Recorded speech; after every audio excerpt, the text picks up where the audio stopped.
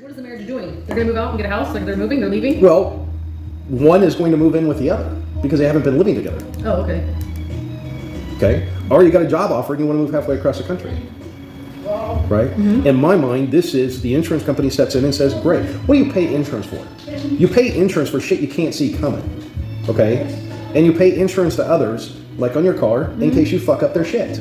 It can be paid for. You smack into somebody, it's paid for. And what I'm thinking... Peace of mind. Well, one thing is, because you can't predict the future, so if you do have something that happens, one, you're golden, and you don't have an apartment complex now chasing you down for back rent and for all this stuff for the rest of your life, getting a judgment and dinging your bureau. Okay? In my plan, the guy walks in and says, here's your policy, these are your coverages, your property manager already agreed to accept this policy, therefore, they get this, blue, blue, blue, good luck to you. And it doesn't end up in court. Everybody gets paid. The tenant walks on. Is it good? And if you have sister properties and you can marry them with another apartment. You talked about sister properties. Is that what you meant by sister companies? By sister properties? Does this tie in at all to renters? What do you mean? Insurance that's required. Or is it just totally separate from it? I don't understand the question. Renters are required to have renter's insurance. Yeah, and what I'm saying is you could just combine these. That's what I'm asking. Yeah. That was my question. Yeah, you just combine. Okay.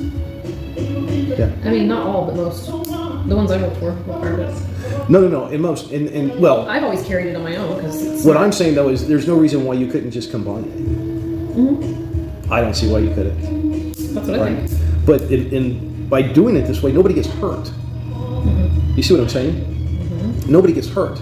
And you know, when I first kind of told you about this idea, you were like, oh, well, you know, it's going to be some ridiculous number. And I said, well, you guys are apartments, right? You guys have incentives all the time to get people in the fucking door, don't you? Yeah. Okay. They run specials when the occupancy is lower. Yeah. And what I'm simply saying is that what I can do is I can think about this. All right, you're doing things to get people in the door too, right?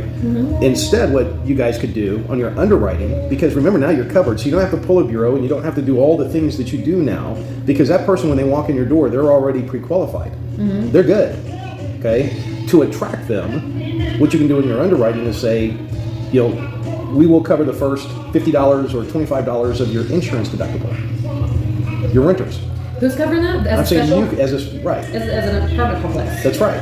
So what I'm saying, like I did one the other night. I ran a quick scenario. It was $1,000 a month, 1,200 square foot apartment, and agreed to $65 a square, full spread out in case somebody just went in and destroyed it and you had to take it down to the steps. Right? I did 1%, and even using that number, I came up with $66 a month. That's not bad for a 1,200 square feet apartment. So that's a big apartment. So you see what I'm saying? Yeah. So what I'm trying to get at is that's 66. Now, I'm not saying that's how I would do it, but I'm just saying that I don't think I'm terribly far off. And so if you guys ran a special and said, hey, we'll cover the first $50, right, of your premium a month, then their rent only went up $16 a month from where it would be now, right? Right. And you got a qualified tenant, and they get to walk away in case anything ever happens. And if they fuck you, you're covered.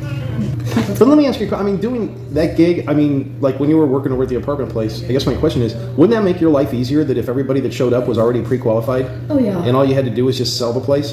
Well, yeah, I mean, the only thing you have to worry about is their background. But if they're criminal. But that would already be done. Yeah. That's what I'm trying to say is, anybody that showed up, they were qualified in every way, shape, and form. They're probably now like house buyers out looking at 3 or 4 places, and all you have to do is sell them. The point that I'm making is if somebody has a life event and they need to downsize or they need to move across the country or whatever the case may be, what I'm saying is the insurance company can work with them and to get them out of their lease. To get them out, they work with you, right? Because it's in your best interest. Do you want to really evict somebody, or do you want to, if they can't pay, get them the fuck out so you can get a payer in, right? So you work with the insurance company and say, listen, we have a sister property, we have this property that's where you need to be or the price point you need to be at. And because you've been a good tenant and blah, blah, blah. Which is true. I mean, that's easy to then, you know, we can help you move in 3 days or, you know, whatever the case may be, right? But then you can work with that person and keep their business. Or even, the idea is that you could easily, right, move people around in any way, shape, or form. With that system. Yeah. I like it. People benefit actually from it if they have an event. One of my biggest things I want to try to help people do is if they feel trapped someplace, is so that they don't feel trapped. Feeling trapped sucks. right? Tell me I'm wrong. Okay, feeling trapped sucks. And if you can get out and you have an opportunity to do that, you don't have to go through all the bullshit. I get it. Right? I'm even thinking, you could take that even to like people that live in sober living houses, right? Their rent's a little on the odd side because usually they pay weekly or every other week, things like that. But they do live in those homes and they do pay rent and they do a lot of those things. You could even put this on there and they gain their rental history.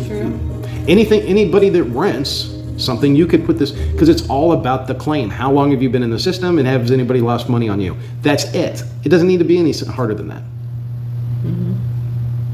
Who gives a, the only thing that should matter is, did somebody lose money on you?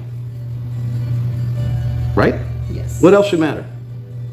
I mean, my mind's all over the place, but that's because I'm dealing with HUD. Well, no, okay, but Yes. traditional, everyday, run-of-the-mill, No. property owner owns a piece of property because that's what they do and they want to make money. At the end of the day, they don't want to dick with all the other stuff and they don't want to evict people and they don't want to lose money. Whatever. Paying tenants is what you're in business for. You're not in business to lose money.